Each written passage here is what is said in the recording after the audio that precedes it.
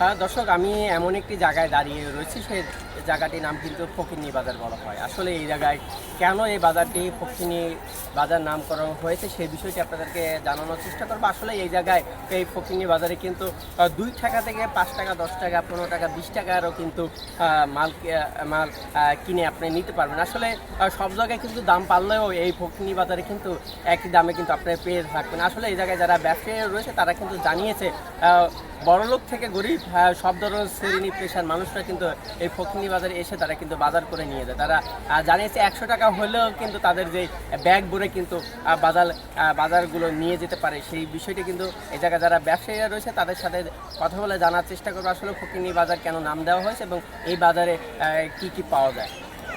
রাজধানী ঢাকার ব্যস্ত নগর জীবনের ভিড়েও যেন এক ভিন্ন বাস্তবতার দেখা মেলে ফকিরনী বাজারে, যেখানে আধুনিক সুপার শপে কেজি দরের হিসাবকে অতিক্রম করে এখনো টিকে আছে ভাগে ভাগে পণ্য বিক্রির এক মানবিক ব্যবস্থা।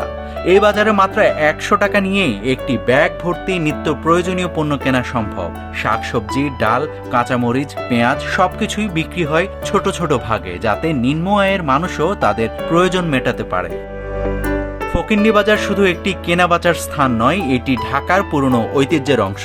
এখানে এখনো টিকে আছে মানুষের প্রতি মানুষের সহমর্মিতা, সহজ সরল জীবনযাপন আর পারস্পরিক সহযোগিতার চিত্র। ফকিরনী বাজার নাম রাখা হয়েছে যে এখানে অনেক আগে বেটিরা, কিছু গরিব বেটিরা ফকিরনীর মতন টুকা টাকা মাল আনতো, তাইলে এগুলো বিক্রি করতো বাগা দিয়ে 10 টাকার লাগা।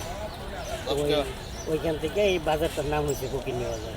মূলত ফকিরনীরা মানে গরিব মানুষ যারা ছিল তারাই, অনেক গরিব যারা, তারা কাজকাম করতে পারেনি, তখন কামকাজ ছিল না, তো তখন তারা এগুলা নিয়ে এসে এগুলা ভাগা দিয়ে বেচছে।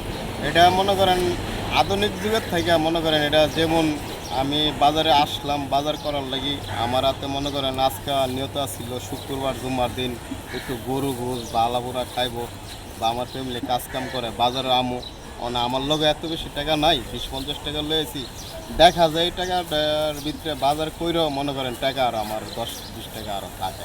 দ্রব্যমূল্যের ঊর্ধ্বগতিতে যখন শহরের সাধারণ মানুষের জীবনযাত্রা ক্রমেই কঠিন হয়ে উঠছে, তখন ফকিরনী বাজার হয়ে উঠেছে এক নির্ভরতার জায়গা। এখানে প্রতিটি পণ্যের দাম এমনভাবে নির্ধারণ করা হয় যাতে অল্প আয়ের মানুষও স্বস্তিতে বাজার করতে পারেন।